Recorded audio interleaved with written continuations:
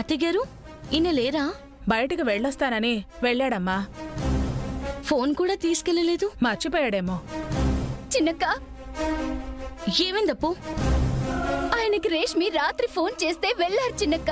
ఇంతవరకు ఇంటికే రాలేదు.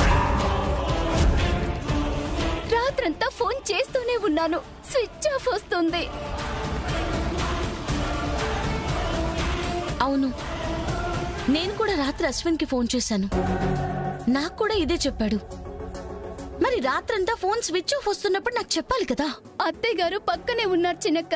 ఆవిడ మళ్ళీ కంగారు పడతారేమోనని నీకు చెప్పలేదు. ఆవిడేమో అప్పుడప్పుడు ఫ్రెండ్ ఇంటికి వెళ్తాడు, మార్నింగ్ వస్తాడులే అనేసి లైట్ తీసుకుంది. ఇంకేం చెప్పాలి? అందుకే ఇప్పుడు నీ దగ్గరికి పరిగెత్తుకొని వచ్చాను. కంగారు పడకు, ఏం కాదు, ఒక నిమిషం ఆగు.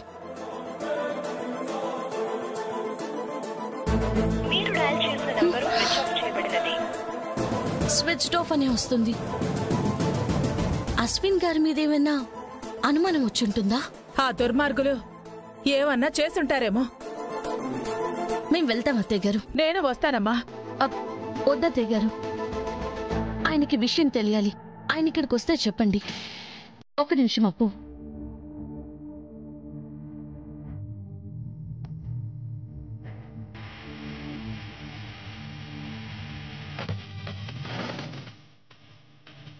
రా అప్పు, నువ్వేం భయపడకు. అశ్విన్ గారికి ఏం కాదు, కానివ్వండి. పద. జాగ్రత్తమ్మా. ఏం కాదు అత్తయ్య గారు, వాళ్ళు ఏం చేయలేరు కూడా. పద, వస్తాం అత్తయ్య గారు. అలాగే. దుర్గమ్మ, అశ్విన్ బాబుకి ఏం కాకుండా కాపాడు తల్లి.